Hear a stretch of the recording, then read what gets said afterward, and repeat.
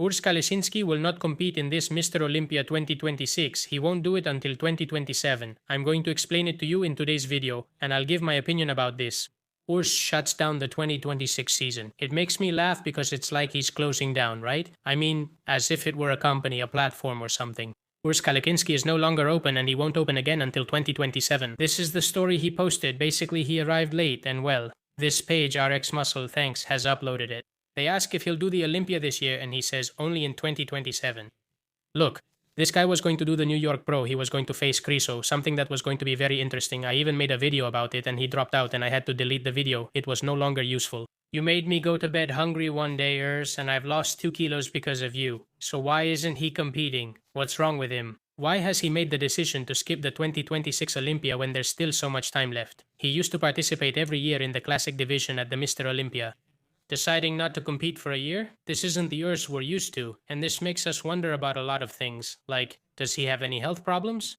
Is he having problems in this new stage of open bodybuilding, where he's probably upped the drugs and the food? Or does he simply need a longer bulking phase to become competitive? Because of course, in this Olympia, I don't know if he placed 13th, something like that. Well, here you have the list of Mr. Olympia, and there were, well, quite a few guys. There were 15, 17 guys. And out of 20 years, managed to place 13th in his first year as an open competitor, which is great. I honestly think that if he had kept competing this year, he probably would have reached what? A position around 8th to 10th. He definitely would have moved up. But if he thinks he needs to do a longer bulking phase to make bigger muscle gains, without the drop that comes from preparing and cutting to really be competitive, well, hey, that's fine. It's a good decision. The only thing is that it's a bummer not to see Urs. We're used to seeing him, you know? Last year, I think he did 3 open shows, and if I'm not mistaken, he won all 3. And watch out, because there's a catch in what he said, since he stated that he won't participate in the 2026 Olympia, but that doesn't mean he won't compete. Maybe he'll show up at some other show.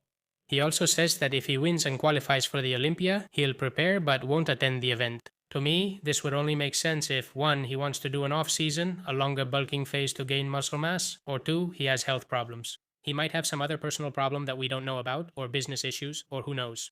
And even though this is bad news for us, it's fantastic news for Quinton, for Bestwood. This guy had nightmares about Urs last year. I don't know if you remember, but he always finished 2nd or 3rd behind Urs and just missed qualifying for the Olympia, which is a shame. I think this guy has an amazing physique, plus he's huge. You can see 187 centimeters, 143 kilos, and it's like he still hasn't fully reached his maximum potential. Year after year, I see that he doesn't really make that much progress. Let's see if we can find a video from when he competed. Footage, here you have it. He really has an amazing physique, a very nice shape, it's spectacular. He's Nigerian too, like Andrew and Samson. I don't know what's up with these guys.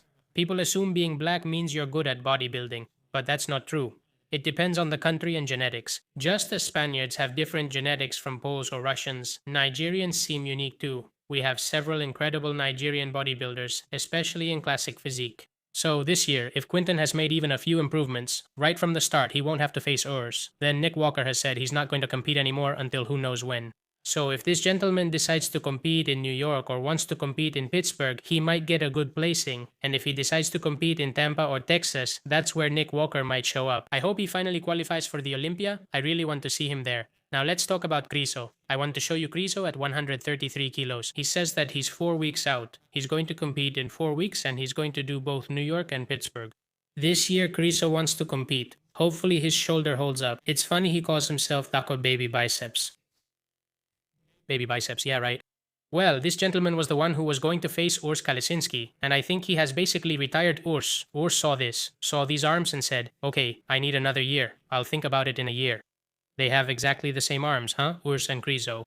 Tonio Burton is also going to compete in Pittsburgh, just like Krizo, and they're going to face each other. It makes me laugh that he censors his package, right? I get it, I do it too. And here, as you can see, he might not be as impressive as Krizo, who's full of veins and super hard. But this guy, weighing quite a bit less, usually comes in at around 110, 115, looks incredible. I'm going to show you. This is the typical photo where you think, no way you have the guts to post this. But how do you post this, Tony? This is Tonio Burton. Okay, he's going to have to face Krizo, and I think this guy is much more complete. His waist is half the size. Generally, Tony usually brings good definition, a spectacular structure and shape. And he's much more complete in the sense that he doesn't have as many weak points. He's more symmetrical, more balanced. Plus, he has a very 3D look. His only drawback is his clavicles are narrower than Krizo's, but he's very dense and full, which compensates. I'm leaning more toward Tonio Burton.